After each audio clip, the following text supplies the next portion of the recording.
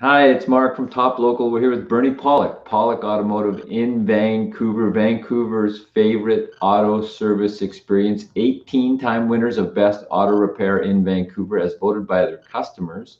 And for 38 years, repairing all makes and models of vehicles in Vancouver. How are you doing, Bernie? Doing very well. So, Acura CSX, a bit of a unique vehicle for Canada. What was going on with this Acura? This vehicle came to our shop. The owner's concern was it was running rough. Not initially on startup. It was good for about the first 5 minutes, but after 5 or so minutes of driving, the engine would start running rough, idling, shaking, not running so well. So that was his primary concern. And what did you find? What do we find? Well, first of all, as always, we start with a diagnostic, and we did a number of tests. And in the end, we found that the valve clearance was too tight. These are actually these engines have adjustable valves. Hondas, most of them have adjustable valves. They've had them for years and years and years. And where a lot of manufacturers have gone to hydraulic lifters, which eliminate the need for valve adjustments, Hondas have never done that. So, anyways, the valves needed adjustment. And how did you know or determine that the valves are too tight? Well, more like a process of elimination. So, in a diagnostic, we look at, some of the things we look at. We would plug a scan tool into the vehicle computer, see if there's any stored trouble codes. In the case of this engine, there was nothing. We visually inspect things, test a number of components. One of them would, like something that caused rough running could be vacuum leaks. We tested for that. There was none. We visually inspected the spark plugs, removed them, and actually the spark plugs looked to be in very good shape. So, from that we surmised, based on experience, that possibly the valves are too tight. Kind of a classic example, like when an engine's cold, there's a certain clearance to the valves, and as it warms up, the metal gets hotter and things tighten up a bit. And that's a kind of a classic way that a valve that might be a little too tight for clearance would show up, because as it heats up, the clearance is less, and then the valve won't seat quite properly. So that's what we surmised. We basically took the valve cover off. We did the valve clearance adjustment, which is something that should be done probably every 100,000 kilometers or so on a Honda engine. And we found all the exhaust valves were too tight. Did you find anything else during the service? No, that was basically it. That was entirely it. When we take the valve cover off, of course, we put new gaskets in. And it's actually not a bad idea if a valve cover is leaking on a Honda or any adjustable valve type engine to actually do a valve adjustment at that time if it hasn't been done, within 100,000 kilometers. I'll just share a couple of photos while we're here.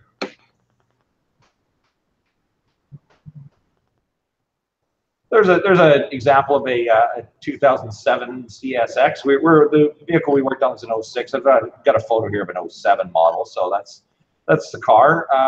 And then there's a photo of basically what it looks like under the valve cover in this vehicle. You've got your basically your intake valves here, and there's a screw and with a lock nut on it, and the valve clearance adjustment is done right.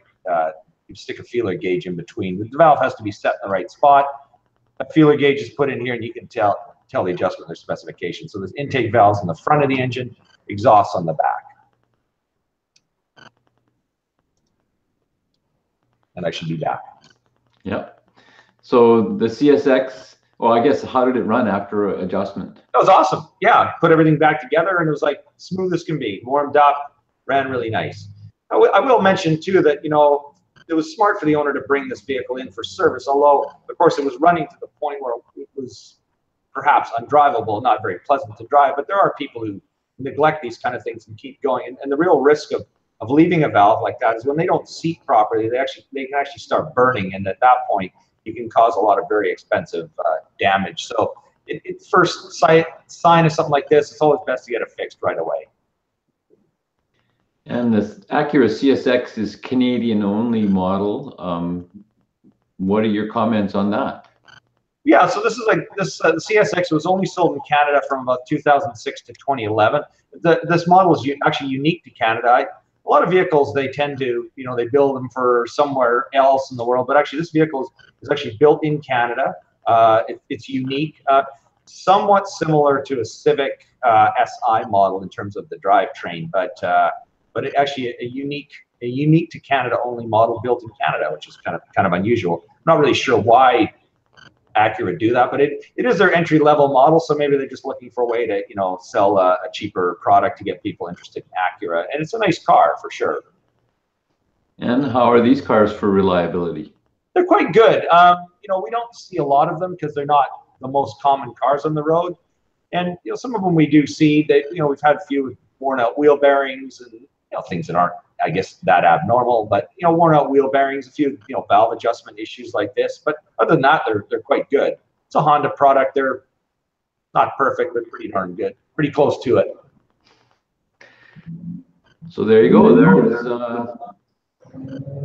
some service work on a 2006 Acura. If you have an Acura that needs some service work, or your valves are a little bit tight and you haven't had them serviced regularly recently in the last 100,000 kilometers, the guys that see in Vancouver are Pawlik Automotive. You can reach them at 604-327-7112 to book your appointment. You have to book ahead. They're busy.